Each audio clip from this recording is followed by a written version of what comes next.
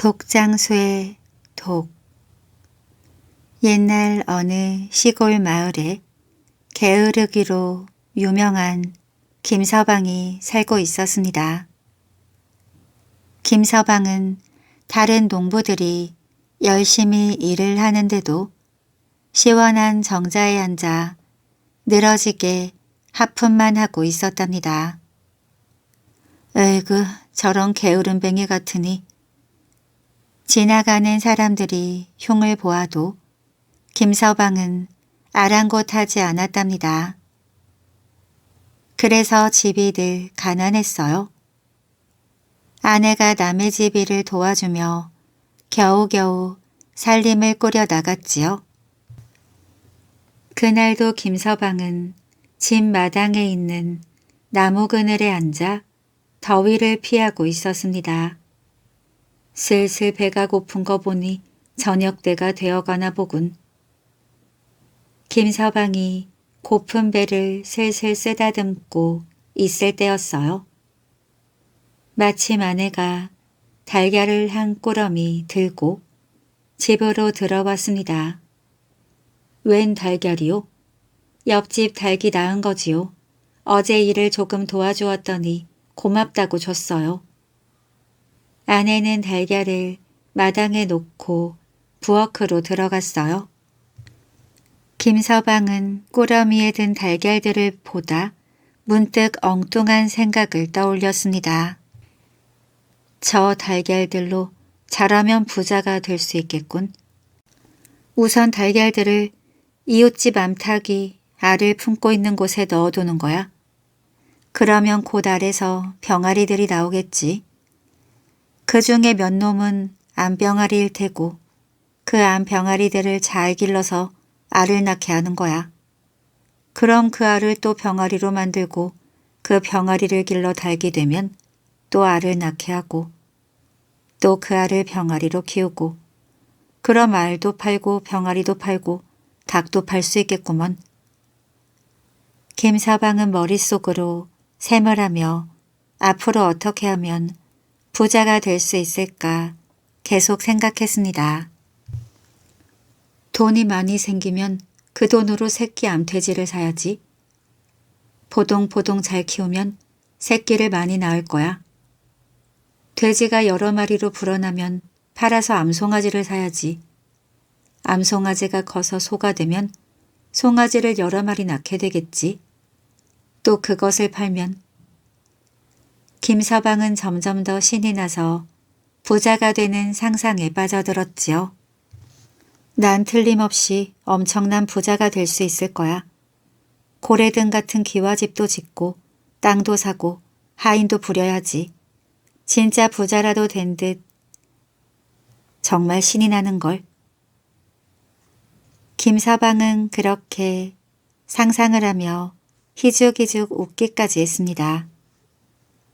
만약 하인들이 말을 듣지 않으면 따끔하게 혼돈해줘야지. 김서방은 너무나 기쁜 나머지 푸하하 웃다가 자기도 모르게 달걀 꾸러미를 발로 툭 차고 말았어요. 그 바람에 달걀들이 모두 깨지고 말았지요. 아이고 이런. 김서방은 부자가 될 뻔하다가 금세 망해버린 게 아쉬워 한숨을 쉬었습니다. 아니 이게 어떻게 된 거예요? 아내가 깨진 달걀을 보고 부엌에서 달려나왔어요. 글쎄, 그게 그러니까. 김서방은 아내에게 미안해 어쩔 줄을 몰랐답니다. 며칠이 지난 어느 날 김서방의 아내가 장독대 앞에서 혼잣말을 했습니다. 독장사를 하면 돈을 많이 벌 수 있다고 그러던데. 아내의 말을 듣고 김서방은 곰곰이 생각해 보았어요. 옳거니 간장이나 된장을 담그려면 집집마다 독이 꼭 필요하니 독장사를 하면 큰 부자가 될 수 있겠군. 여보, 당장 독장사를 해야겠소. 김서방은 아내에게 이렇게 말하고 돈을 빌리러 냉큼 옆집으로 달려갔어요. 빌린 돈을 가지고 독 만드는 곳에 가서 독을 사 지게에 실었지요. 2개만 실어 가세요. 3개는 무거워서 힘들 거요. 독 만드는 사람이 김서방에게 말했습니다. 걱정 마시오. 어서 많이 팔아야 부자가 될 게 아니오. 김서방은 걱정 말라며 지게에 큰 독을 3개나 실었습니다. 이렇게 해서 김서방은 독장수가 되었어요. 독을 지게에 짊어진 독장수는 사람들이 많이 사는 마을로 왔습니다. 독 사세요, 독. 하지만 아무리 외쳐도 독은 잘 팔리지 않았어요. 여보시오, 여긴 흉년이 들어 독에 넣을 것이 없다오. 지나가던 농부가 큰 독을 3개나 지고 가는 독장수가 안타까웠는지 말해 주었습니다. 농부의 말은 꼭 맞았습니다. 독 사세요. 외치며 하루 종일 돌아다녀도 독은 팔리지 않고 어깨만 빠질 듯이 아팠지요. 아이고 팔 다리 어깨야. 흉년이라더니 독이 하나도 안 팔리는구먼. 고개 넘어 건너 마을에 가면 좀 팔 수 있으려나? 독장수는 건너 마을로 가서 독을 팔기로 하고 힘겹게 고갯길을 올라갔어요. 몸을 잘못 가누면 독이 굴러떨어져 산산조각이 날 수도 있었습니다. 그래서 조심조심 살금살금 걸었답니다. 고개마루에 오르자 독장수는 너무 힘이 들어 그만 주저앉고 싶었어요. 아이고, 저 나무 밑에서 좀 쉬어가야겠다. 독장수는 나무 그늘 밑에 지게를 내려놓고 작대기로 받쳐놓았습니다. 땀을 닦으며 나무에 기대어 앉아 산들산들 불어오는 바람을 쐬고 있었지요. 지게 위에 놓인 독들을 다 팔 생각을 하니 독장수는 아주 흐뭇했습니다.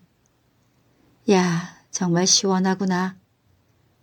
저 독을 팔면 새로운 독을 6개는 살 수 있을 거야. 독장수는 자기도 모르게 독을 팔면 무엇을 할지 머릿속에 떠올리기 시작했답니다. 독 6개를 다시 팔면 12개를 살 수 있을 거고 그 12개를 다시 팔면 그 돈으로 24개를 사고 그리고 그 24개를 팔면 셈을 하면 할수록 독장수의 머릿속에서 독의 숫자는 어마어마하게 늘어났어요. 독장수는 신이 나서 희죽희죽 웃기까지 했답니다. 얼마 안 있어 독이 100개도 넘겠는걸.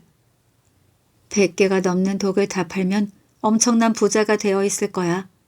부자가 되면 으리으리한 기와집도 짓고 땅도 사고 하인도 부려야지. 그럼 마누라도 고분고분 머리를 조아리며 고맙다고 절을 하겠지. 독장수는 생각만 해도 신이 나서 으하하 호탕하게 너털웃음을 웃었어요. 그런데 이 일을 어쩌면 좋을까요?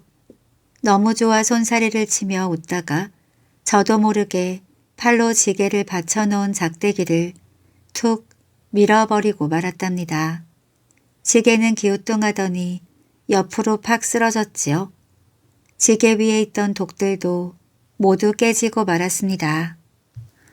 아이고 망했다. 이걸 어쩐다. 독장수는 깨진 독을 보며 가슴을 쳤어요. 하지만 어쩔 수 없는 일이었지요. 땅이 꺼져라 한숨을 쉬던 독장수는 한참 후에야 빈 지게를 지고 일어났어요. 독장수는 아이고 망했다를 중얼거리며 터덜터덜 집으로 돌아갔답니다. 이렇게 일어나지 않고 쓸데없이 미리 셈을 하거나 헛된 생각을 하는 걸 가리켜 독장수 구구라고 한답니다. 독장수 구구는 독만 깨트린다는 말이 이렇게 해서 나온 것이랍니다. 씨를 뿌리는 개. 옛날 어느 시골에 욕심 많은 형과 마음씨 착한 아우가 살았습니다. 어느 해 봄 가난한 아우는 남의 소를 빌려다 밭을 갈고 있었어요. 이른 아침부터 잠시도 쉬지 않고 밭을 갈았지만 씨 뿌릴 일이 걱정이었습니다. 아, 힘들어. 이럴 때 누가 와서 씨 뿌리는 걸 도와주면 얼마나 좋을까? 그때였습니다. 어디선가 낯선 강아지 한 마리가 나타나더니 밭 한가운데로 들어오는 것이었습니다. 그러더니 앞발로 씨를 뿌리고 뒷발로 쓱쓱 흙을 덮으며 척척 이를 도와주는 것이었어요. 거참 정말 신기한 강아지도 다 있네. 쓱쓱 척척 강아지와 신나게 일을 하다 보니 어느새 점심때가 훌쩍 지나버렸습니다. 아우는 배고픈 걸 꾹 참고 강아지에게 자신의 점심밥을 다 주었어요. 고맙다 강아지야. 내가 오늘 수고가 많았다. 자, 많이 먹어라. 밥풀 하나 없이 그릇을 비운 강아지는 반 옆에 길 한가운데로 나가 벌렁 누웠습니다. 그러고는 금세 쿨쿨 낮잠을 자기 시작했어요. 저런 많이 고단한 모양이로구나. 아우도 땀을 닦으며 잠시 밭에 앉아 쉬었습니다. 그때 부지런히 길을 가던 비단 장수가 인상을 쓰며 발걸음을 멈췄어요. 강아지를 왜 길에다 자게 두는 거요? 방해가 되지 않소. 미안합니다. 강아지가 씨를 뿌리느라 고단해서 그러니 너그러이 봐주세요. 강아지가 씨를 뿌린다? 세상에 그런 거짓말이 어디 있소. 저도 믿기 어렵지만 틀림없이 지금까지 씨를 뿌린걸요. 좋소. 그럼 나와 내기를 합시다.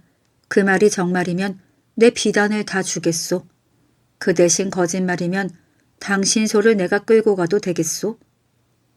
공짜 비단이 생기겠군요. 그러지요. 아우는 자신만만하게 밭으로 들어갔어요. 그러자 강아지가 벌떡 일어나더니 아까처럼 씨를 뿌리기 시작했습니다. 거참 신기한 강아지일세. 자, 약속한 비단 여기 있소. 비단 장수는 동네방네를 다니며 씨 뿌리는 신기한 강아지를 봤다고 자랑을 했습니다. 그 소문은 돌고 돌아 욕심쟁이 형의 귀에까지 들어갔어요. 아우야, 이 강아지를 내가 잠시 빌려가야겠다.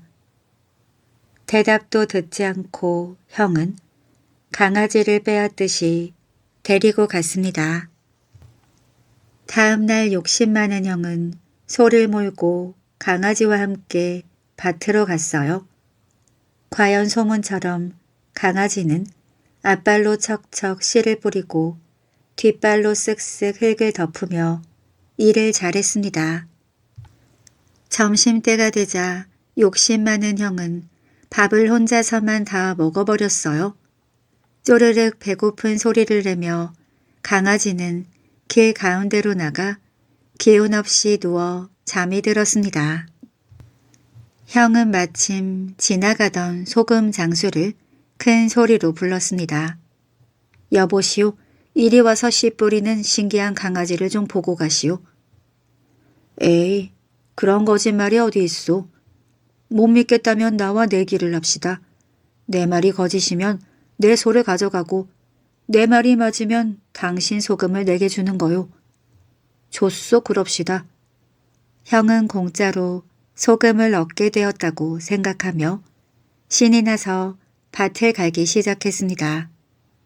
그런데 아무리 불러도 강아지는 들은 척도 하지 않은 채 드르렁드르렁 잠만 자는 것이었어요. 하하, 고맙소. 약속대로 소는 내가 가져가겠소. 소금 장수는 콧노래를 부르며 소를 몰고 갔습니다. 에이, 뭐 이런 멍청한 강아지가 다 있어. 화가 난 형은 강아지의 배를 힘껏 걷어찼습니다. 강아지는 그만 죽고 말았어요. 다음 날 라우가 강아지를 찾으러 형의 집으로 왔습니다. 형님, 강아지를 데려가려고요. 그 못된 강아지 얘기는 꺼내지도 말아라. 하도 말을 안 듣길래 발로 한번 찼더니 죽어버렸다. 아우는 슬피 울면서 죽은 강아지를 안고 집으로 돌아왔어요. 그리고 집 마당 한쪽에 정성껏 강아지를 묻어주었지요. 이듬해 봄이 되었습니다. 강아지 무덤에서 파란 배나무 싹이 돋아나더니 쑥쑥 자랐습니다. 가을이 되자 커다란 배나무에 배가 주렁주렁 열렸지요. 달고 맛있는 꿀배는 따도 따도 계속 열렸습니다. 아우는 그 많은 꿀배를 팔아 큰 부자가 되었어요. 이 소문에 들은 욕심 많은 형은 다시 아우를 찾아갔습니다. 아우야, 내가 지금 당장 이 강아지를 갖고 가야겠다. 형은 아우네 집 마당에 묻혔던 죽은 강아지를 파내 자기 집 마당에 묻었습니다. 이제 가을이면 꿀배가 주렁주렁 열리겠지. 형의 집 마당에도 배나무가 쑥쑥 자라났어요. 가을이 되자 배가 나뭇가지가 휘도록 주렁주렁 열렸습니다. 이 꿀배를 다 따다가 장에 팔면 정말 큰 부자가 되겠지. 그러나 형네 집 배나무에 열린 배는 맛있는 꿀배가 아니라 딱딱한 돌배였어요. 그것도 모른 채 욕심쟁이 형은 덩실덩실 어깨춤을 추며 돌배를 따기 시작했습니다. 그때였어요. 갑자기 천둥 치는 소리가 우르르 쾅 하고 들리더니 딱딱한 돌배들이 우르르 떨어지기 시작했습니다. 끝내 욕심만 부리던 형은 피할 새도 없이 돌배 더미 속에 묻히고 말았답니다. 소년의 꽃씨. 옛날 어느 나라에 거짓말을 아주 잘하는 백성들이 살고 있었습니다. 그 나라의 임금은 백성들이 정직하게 사는 나라를 만들고 싶었어요. 우리나라에는 거짓말하는 사람이 없는가? 임금이 신하들에게 물었습니다. 예, 없습니다. 신하들은 깊이 생각하지 않고 임금을 안심시키려고 거짓말을 했습니다. 오, 그래. 그렇다면 내일 백성들이 사는 마을을 내가 직접 돌아보고 싶구나. 이 말을 들은 신하들은 깜짝 놀랐습니다. 자신들이 한 거짓말이 드러날까봐 걱정되었기 때문이지요. 궁궐 밖에 나가시면 매우 위험합니다. 신하들은 임금이 나가지 못하게 말렸습니다. 결국 임금은 밖에 나가지 않기로 했어요. 하지만 임금은 신하들 몰래 혼자 마을을 돌아다녀 보았습니다. 그런데 여기저기서 거짓말이 많이 들렸어요. 임금은 크게 실망을 했습니다. 거짓말을 하지 않는 사람은 없을까? 임금은 거짓말을 하지 않는 사람을 찾고 싶었습니다. 또 백성들이 거짓말을 하지 못하도록 깨우쳐주고 싶었어요. 정직한 사람을 어떻게 찾지? 임금은 깊이 고민을 했습니다. 얼마 뒤 임금은 백성들을 불러 모았어요. 사랑하는 백성들이여, 우리나라가 아름다운 꽃으로 가득했으면 좋겠구나. 그래서 내가 향기 좋고 아름다운 꽃을 피우는 꽃씨를 나누어 주겠노라. 이 꽃씨로 꽃을 잘 피우는 사람에게는 큰 상을 주고 꽃을 못 피운 사람에게는 벌을 내리겠노라. 지금부터 2달 후에 내가 너희들의 집을 둘러보도록 할 테니 그동안 잘 가꾸도록 하라.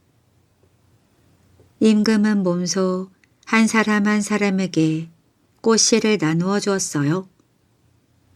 백성들은 줄을 서서 임금이 직접 주는 꽃씨를 받았습니다.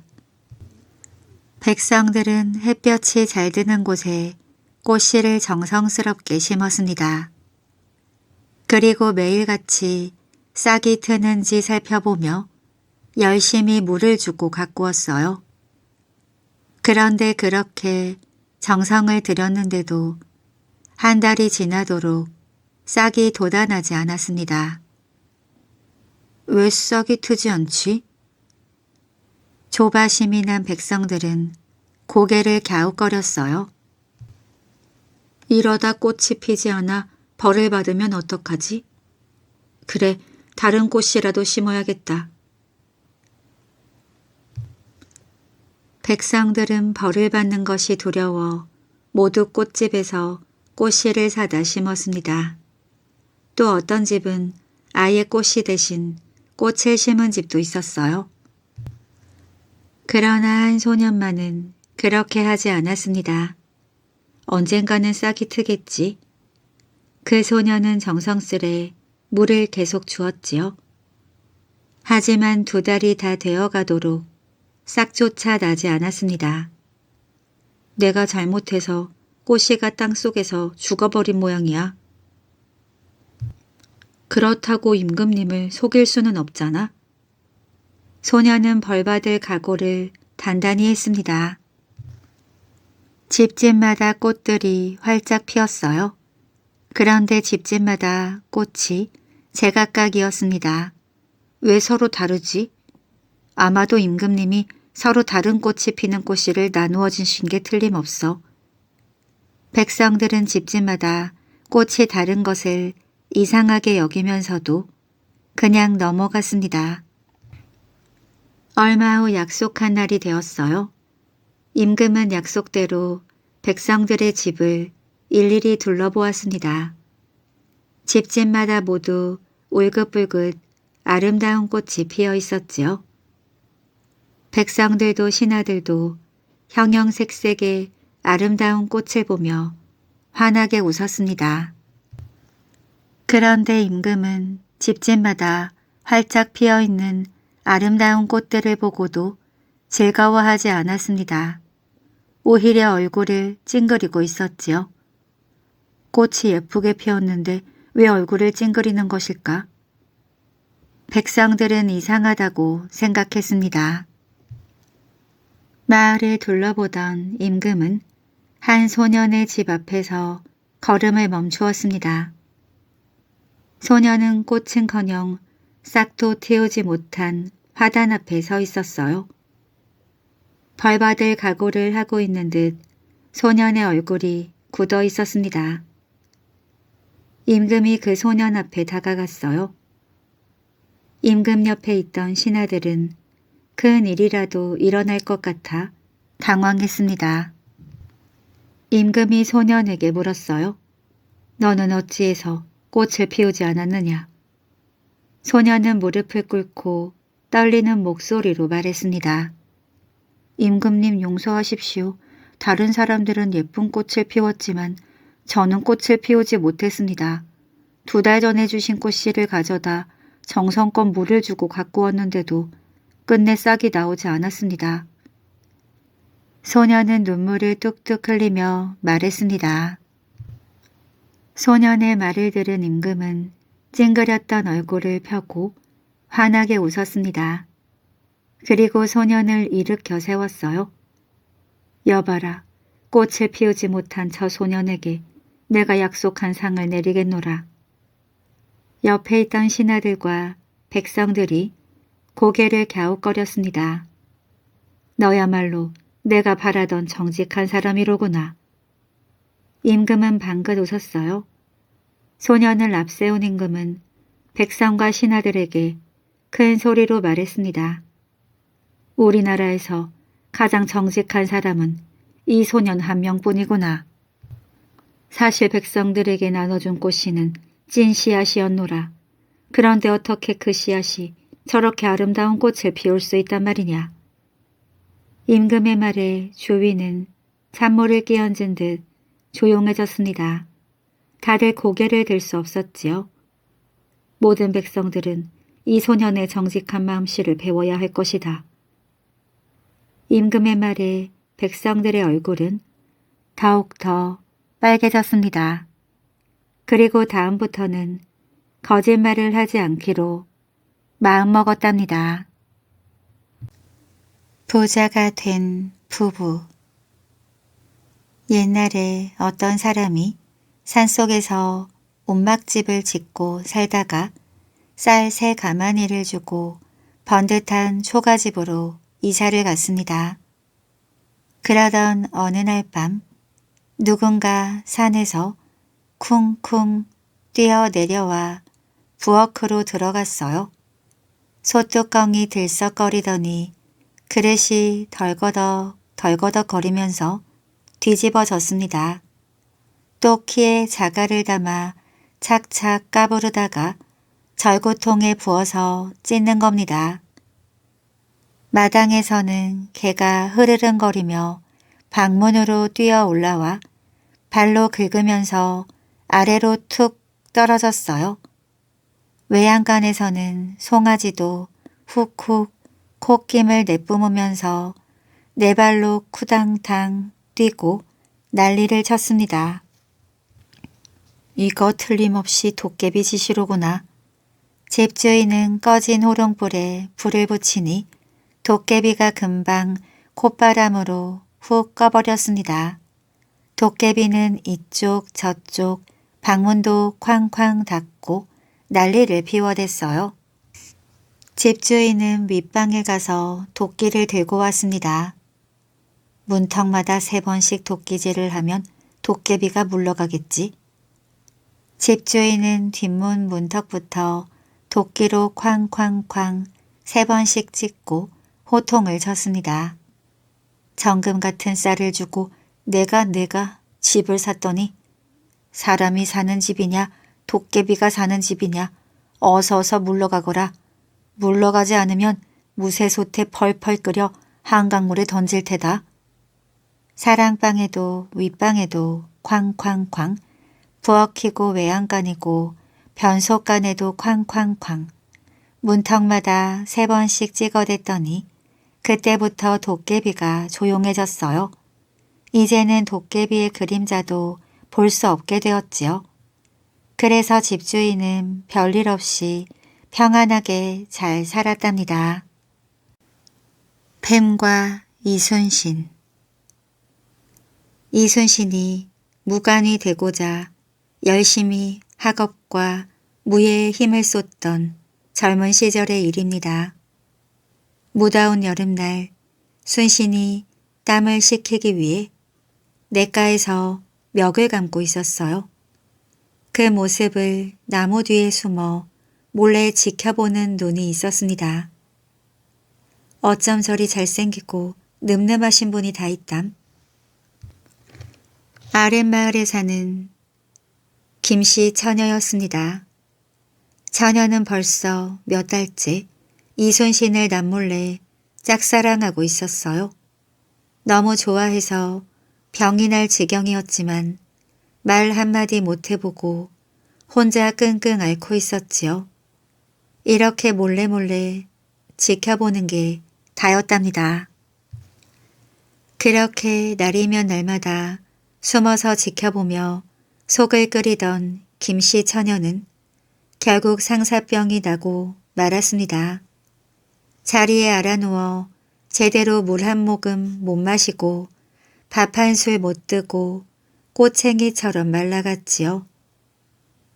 처녀의 어머니는 좋다는 약을 사 먹여봤지만 아무 소용 없었습니다.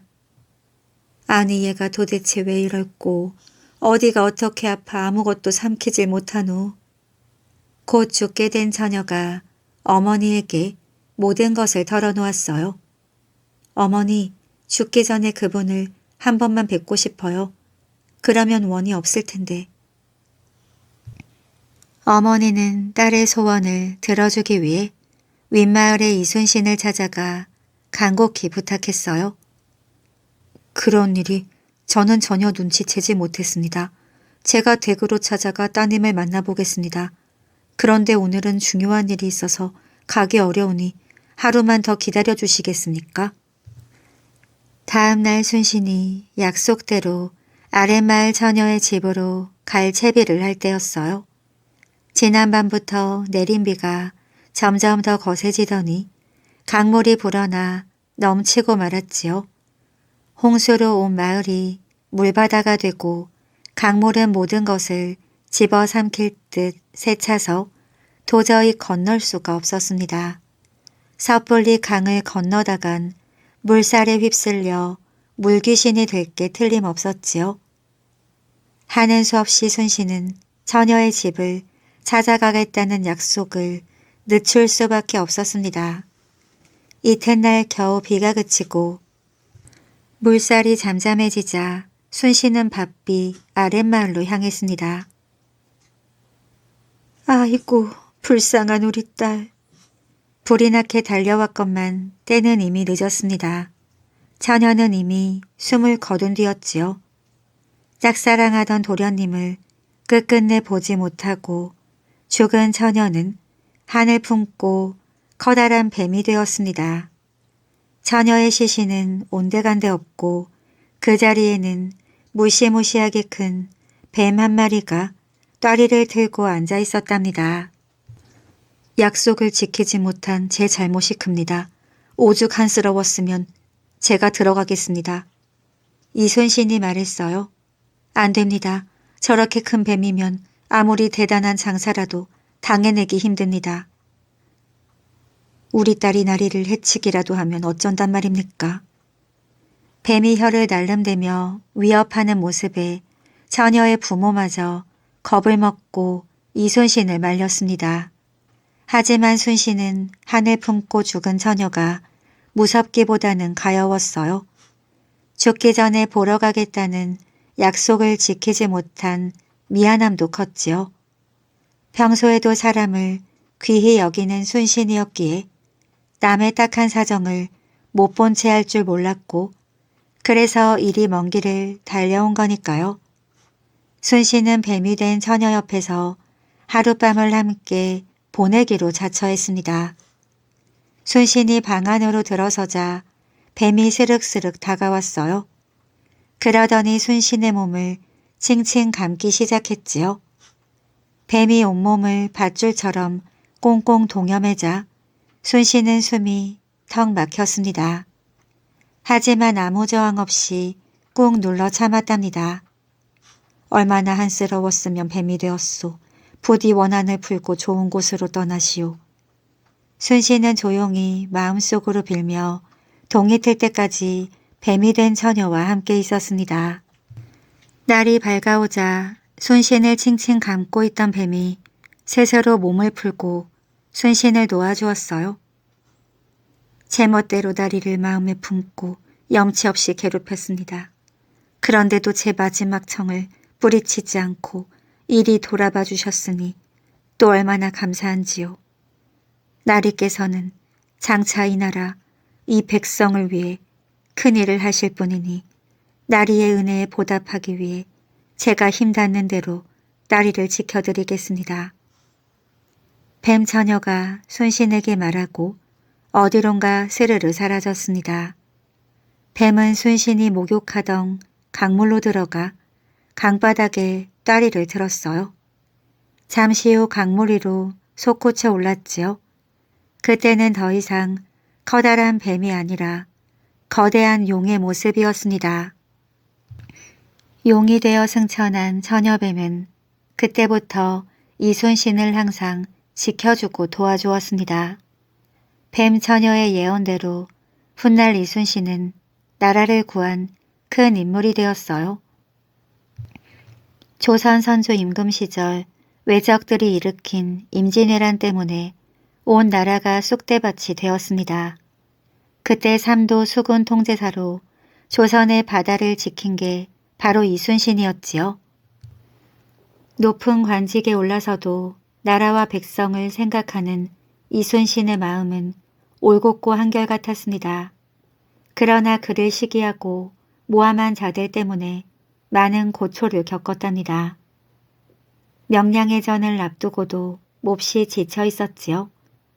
외적이 보기만 해도 벌벌 떨던 거북선을 비롯해 그 많던 배도 죄다 부서지고 겨우 12척만 남아 있었습니다. 이순신이 모함을 받아 옥에 갇힌 사이 다른 장수가 싸움에 나섰다가 외적에게 크게 당하고 말았거든요. 또다시 외적이 바다를 건너 쳐들어올 낌새가 보였지만 다들 싸울 엄두를 내지 못했습니다. 겨우 12척의 배로 어떻게 수백 척을 가진 외적을 이길 수 있겠어? 보나마나 우리 모두 외적의 손에 목숨을 잃고 바다에 가라앉고 말겠구나. 바다는 포기하고 땅에서 맞붙어 싸우는 게 그나마 가망이 있지 않겠어? 모두들 희망을 잃고 두려움에 떨었습니다. 하지만 이순신은 결코 바다를 외적에게 내어줄 수 없었지요. 적들을 바다에서 막아내지 못한다면 무태에 오르자마자 한양 땅까지 내달릴 거란 걸 알았습니다. 그러면 조선은 바람 앞에 등불처럼 위태로워지겠지요. 저에게는 아직 12척의 배가 있습니다. 비록 적은 수이나 제가 죽지 않았으므로 적들이 감히 우리를 업신여기지 못할 것입니다. 이순신이 임금께 아뢰었습니다.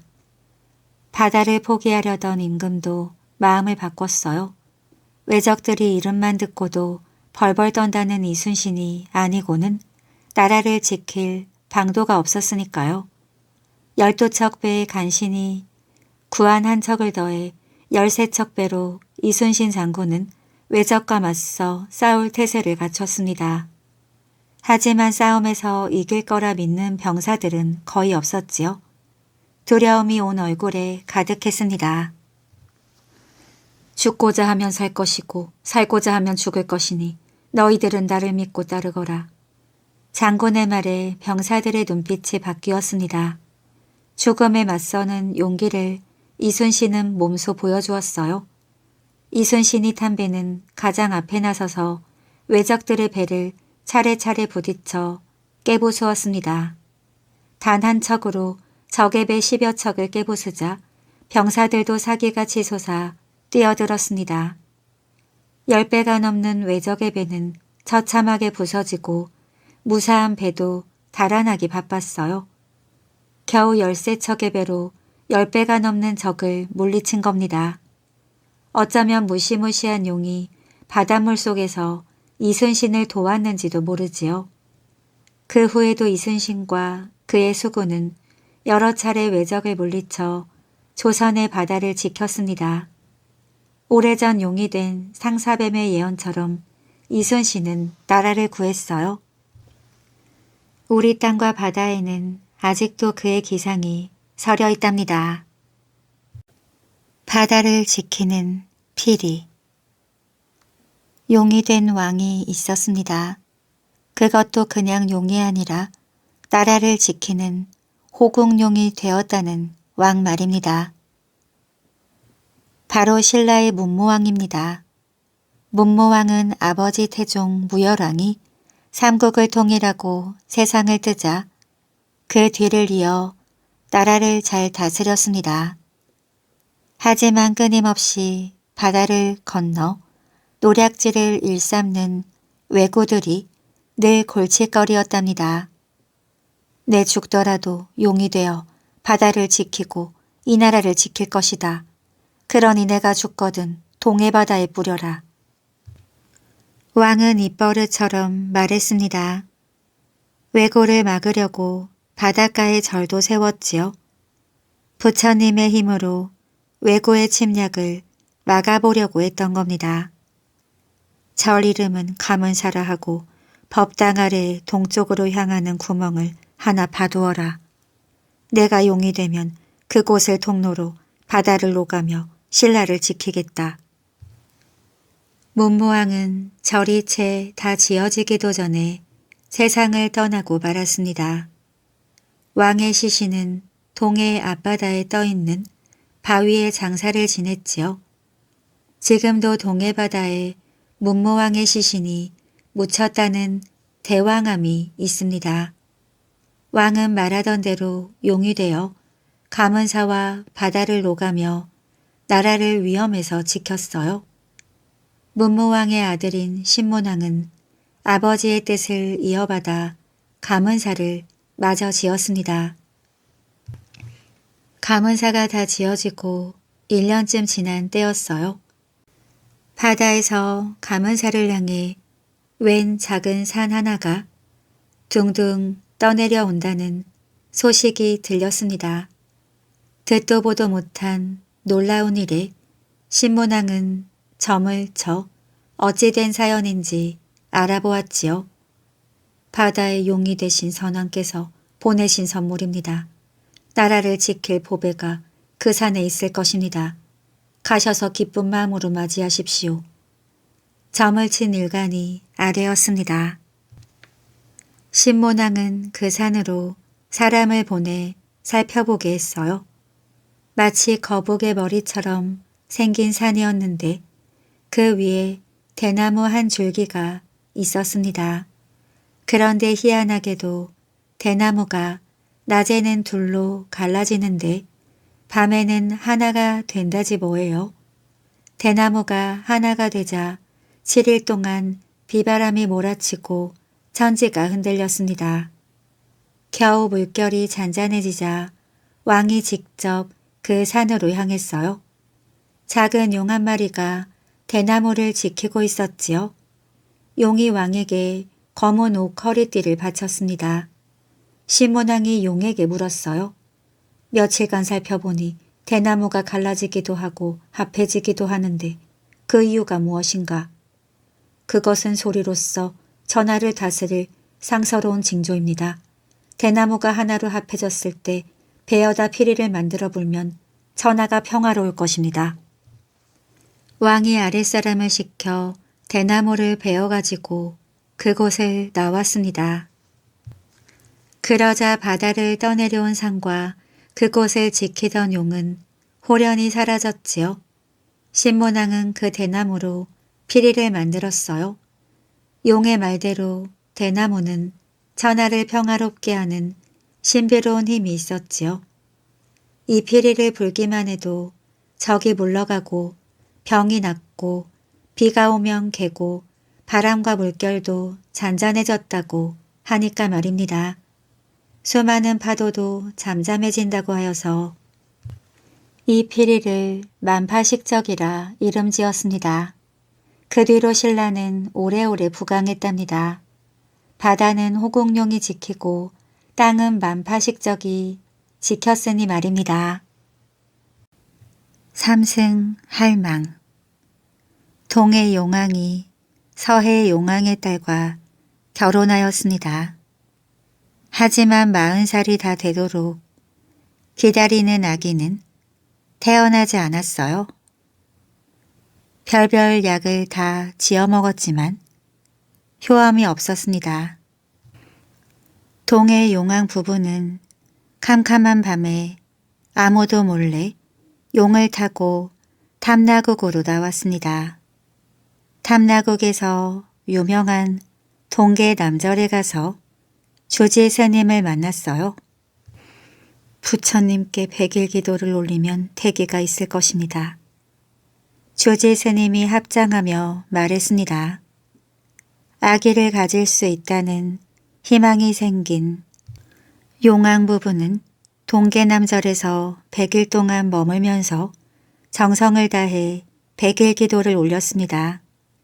기도를 올리는 동안 하얀 쌀밥에 소금만 먹으면서 정성껏 100일 기도를 올렸어요. 드디어 용왕 부인이 임신을 하였습니다. 여자 아기가 태어날 것입니다. 조지 스님이 알려주었습니다. 용왕 부부는 무척 기뻤지요. 10달 후 달덩이 갇힌 어여쁜 여자아이가 태어났습니다.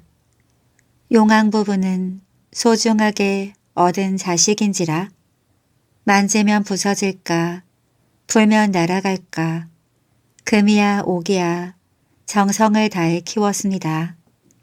그러다 보니 딸이 버릇이 없었어요.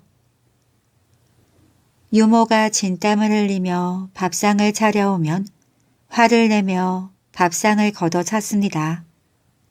이것만이 아니었어요. 딸은 매사에 버릇이 없었습니다. 이를 옆에서 지켜보는 용왕 부부는 그래도 딸이 예쁘게만 보였습니다. 딸은 점점 더 버릇이 나빠졌어요. 아버지 수염을 잡아당기고 신하를 발로 차고 애쓰게 농사지어 널어놓은 곡식을 엎어버리는 일이 한두 번이 아니었지요. 그런데다 어머니 머리를 잡아당기고 유모를 밀치고 그 외에 한 나쁜 행동이 이루 말할 수 없이 많았습니다. 딸아, 나쁜 행실 그만해라. 아버지가 화내면 어떡할래? 딸은 듣는 둥 마는 둥 한쪽 귀로 듣고 한쪽 귀로 흘렸습니다. 딸은 15세가 되어도 계속 말썽을 부렸어요. 기어이 용왕이 노발대발 화를 냈습니다. 당장 저 버릇없는 딸을 도람 속에 넣어 바다로 띄워보내라. 용왕이 고래고래 소리를 질렀습니다. 딸은 설마 아버지가 그렇게 하지는 않을 거라고 생각했어요. 하지만 용왕은 여전히 화를 풀지 않았습니다. 그때야 큰일이 터진 것을 안 딸이 눈물로 애원했지만 소용이 없었지요. 한 번만 용서해 주세요. 부인도 용왕에게 엎드려서 딸의 잘못을 빌었습니다. 당장 내쫓지 못할까? 용왕이 벼락같이 소리 지르며 화를 냈습니다. 부인은 더 큰일이 나기 전에 딸을 인간 세상으로 보내야겠다고 생각했어요. 나쁜 행실을 고치라고 그렇게 말해도 듣지 않더니 결국 이렇게 되고 말았구나. 내가 딱히 할 수 있는 일이 없으니 인간 세상으로 가서 아기를 잉태시키고 태어나게 하는 삼승 할망이를 하면서 먹고 살도록 해라. 어떻게 하는 건데요? 딸은 앞으로 혼자 힘으로 먹고 살아가야 한다는 생각이 들자 덜컥 겁이 났습니다. 아기를 어머니 뱃속에서 10달 동안 잉태시켰다가 태어나게 하면 된다. 아기를 태어나게 할 때는 부인이 조바심을 내며 삼승할망이 일하는 방법을 막 알려주려고 할 때였습니다. 여봐라, 당장 저 아이를 내쫓지 못할까? 용왕이 벼락같이 소리쳤어요. 어서 가거라. 그 일은 잘 생각하면서 하도록 해라. 부인은 안타깝게도 딸에게 삼승할망이 하는 일을 다 가르쳐주지 못했습니다. 용왕은 딸을 도람 속에 꽁꽁 가두고 바닷물에 띄어버렸어요. 도람은 바닷물 아래에서 3년, 바닷물 위에서 3년을 이리저리 떠다니다가 임 박사에게 발견되었습니다. 임 박사는 돌 상자를 열어보고 깜짝 놀랐지요. 너는 누구냐? 동해 용왕의 딸입니다. 아기를 잉태시킨 후에 세상 밖으로 탄생시키는 삼승할망 일을 합니다. 마침 잘 되었구나. 나에게 자식이 없어서 외로워하던 참인데 나에게 자식을 점지해 줄 수 있느냐. 임 박사는 기뻐하며 용왕딸을 집으로 데려갔습니다.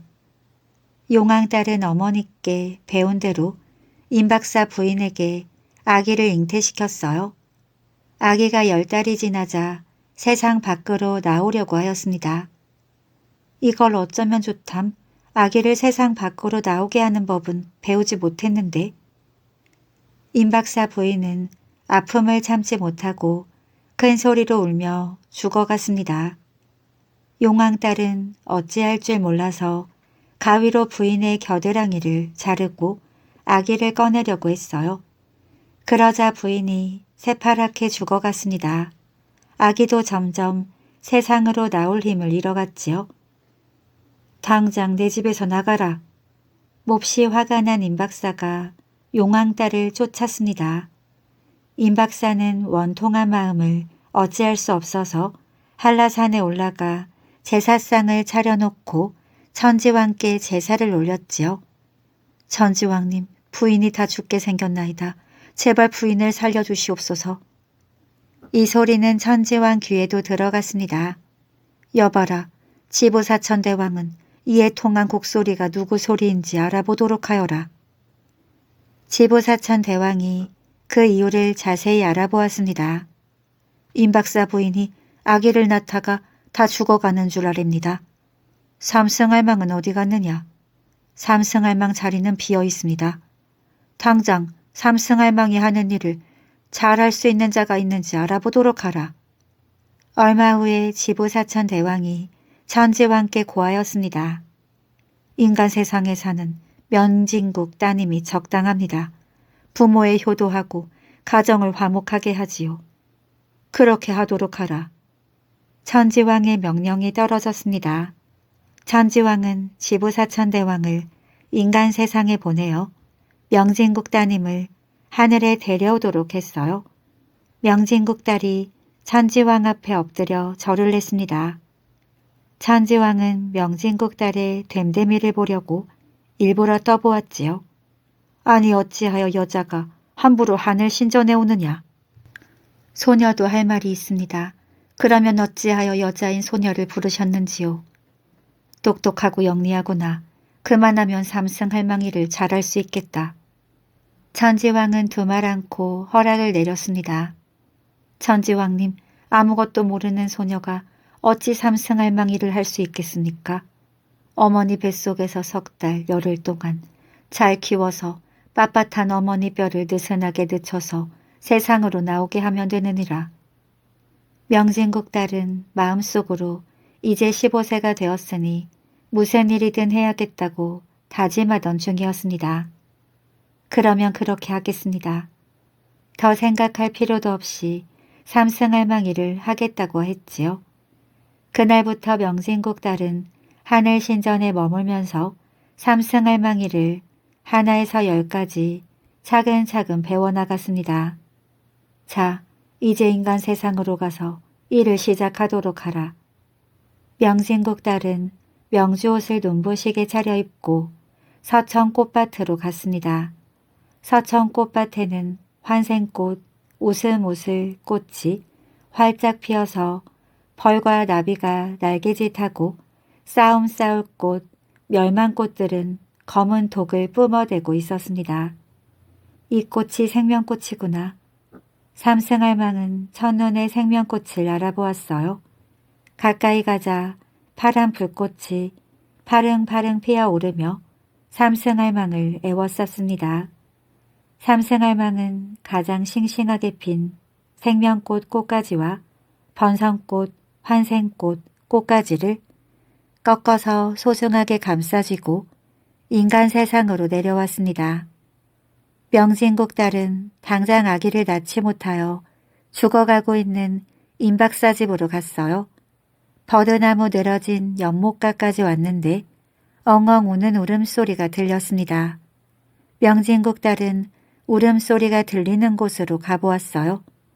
또래 정도 되어 보이는 처녀가 울고 있었습니다. 왜 그리 슬프게 울고 있니? 나는 삼승할망인데 임박사 댁 아기를 탄생시키지 못해서 쫓겨났어. 내가 삼승할망인데 나는 천지왕의 분부를 받고 삼승할망이 되어서 임박사 댁의 아기를 탄생시키러 가는 길이야. 명진국 딸이 사실대로 말했습니다. 누구 맘대로 삼승할망이라는 거야? 용왕 딸은 분해서 명진국 딸의 머리채를 잡고 마구 때렸어요. 우리 여기서 이러지 말고 천지왕께서 정해주는 대로 하는 게 어떠니? 명진국 딸이 용왕 딸을 달랬습니다. 그러면 그렇게 해. 잠깐만 기다려. 먼저 임박사 부인의 아기를 탄생시키고 올게. 명진국 딸은 다 죽어가는 임박사 부인의 아기를 탄생시키고 돌아왔습니다. 명진국 딸과 용왕 딸은 하늘 신전으로 갔어요. 너는 누구냐? 저는 용왕의 딸입니다. 제가 삼승할망인데 왜 다른 사람에게 삼승할망을 시키는 겁니까? 내가 바로 그 말썽꾸러기 동해용왕 딸이구나. 내가 임박사 부인의 아기를 겨드랑이로 꺼내려고 하는 바람에 부인과 아기가 죽을 뻔했다. 일을 다 배우지 못해서 그랬습니다. 일을 배우면 명진국 딸보다 더 잘할 수 있습니다. 천지왕은 동해용왕 딸의 당돌함에 난처했습니다. 저에게도 기회를 주세요. 동해용왕 딸은 물러서지 않고 고집을 부렸지요. 알았다. 그러면 딱 한 번 기회를 주겠다. 모래에 꽃씨를 심어서 더 잘 키운 사람을 삼승할망으로 정하겠다. 용왕 딸과 명진국 딸은 각각 모래에 꽃씨를 심어서 정성껏 키웠습니다. 꽃이 자라는 것을 보니 용왕 딸의 꽃은 뿌리도 하나요, 줄기도 하나였어요. 그런데 다 꽃이 시들시들 죽어갔습니다. 명진국 딸의 꽃은 뿌리는 하나인데 꽃은 45,600가지로 뻗어서 꽃구름처럼 흐드러지게 꽃을 피워냈습니다. 이를 지켜본 천지왕이 명령했어요. 삼승할망은 명진국 딸이 하고 용왕 딸은 저승으로 가서 죽은 아기들의 영혼을 돌보거라. 용왕 딸은 화가 나서 명진국 딸이 갖고 있는 생명꽃 꽃가지 하나를 또 꺾었습니다. 왜 꽃가지를 꺾니? 아기가 태어나서 100일이 되었을 때 갖가지 병에 걸리게 할 거야. 용왕 딸이 아기들에게 저주를 내렸습니다. 깜짝 놀란 명진국 딸이 용왕 딸을 달랬어요. 아기가 태어나서 100일상을 받을 때 너에게도 맛있는 음식으로 제사를 지내줄게. 용왕 딸은 곰곰이 생각해 보았습니다. 이제 삼승할망 일도 못하게 되었는데 이 일마저 놓치면 안 되겠다는 생각이 들었어요. 알았어, 저주를 풀게. 동해용왕 딸은 명진국 딸에게 저주를 풀겠다고 했습니다.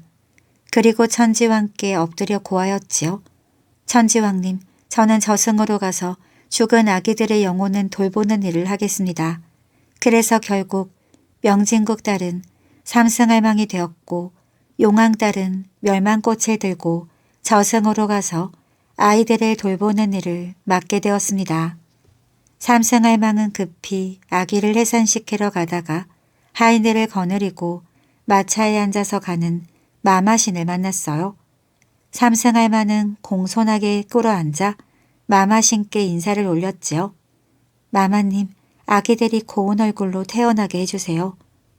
마마신은 인상을 찌푸리면서 삼승할망을 힐끗 쳐다보았습니다.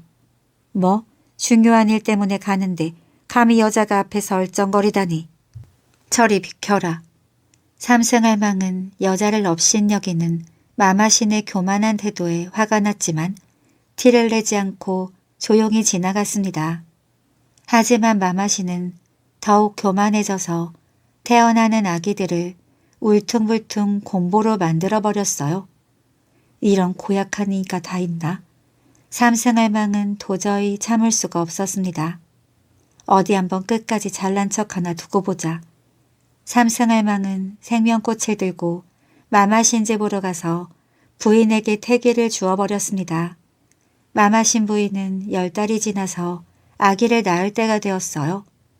그런데 아기가 밖으로 나올 생각을 하지 않고 가만히 있었습니다. 아기와 마마신 부인은 곧 죽게 되었어요. 마마신은 삼승할망에게 못되게 군 것을 후회했지만 소용없었습니다. 제발 삼승할망께 사정해서 아기를 세상 밖으로 나오게 해주세요. 견디다 못한 마마신 부인은 남편에게 사정했지요. 부인은 새파랗게 죽어갔습니다. 그때서야 허둥지둥 자리에서 일어났어요. 알았소. 삼승할망에게 가서 한번 사정해보겠소. 마마씨는 급히 삼승할망을 찾아갔습니다. 삼승할망, 내가 잘못했소. 나의 교만한 태도를 용서해 주시오. 다음부터는 여자들을 무시하지 않고 겸손하게 대하겠다고 약속하시오. 그리고 나를 꼭 데려가고 싶으면 서천강의 명주로 다리를 놓으시오. 알았소. 꼭 그렇게 하겠소. 마마씨는 울며 겨자 먹기로 서천강의 명주로 다리를 놓았습니다. 그제야 삼승할망은 명주 다리를 사뿐히 건너 마마신 집으로 갔지요. 다 죽어가는 부인의 배를 은결 같은 손으로 쓸어주자 아기가 세상 밖으로 나왔습니다. 삼승할망은 집으로 돌아갈 때도 명주다리를 밟고 우아하게 돌아갔답니다.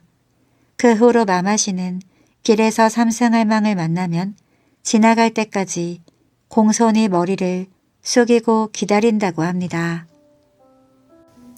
오늘도 이야기 재미있게 잘 들으셨나요? 오늘 들려드린 이야기 중 삼승할망 이야기는 제주도 신화입니다.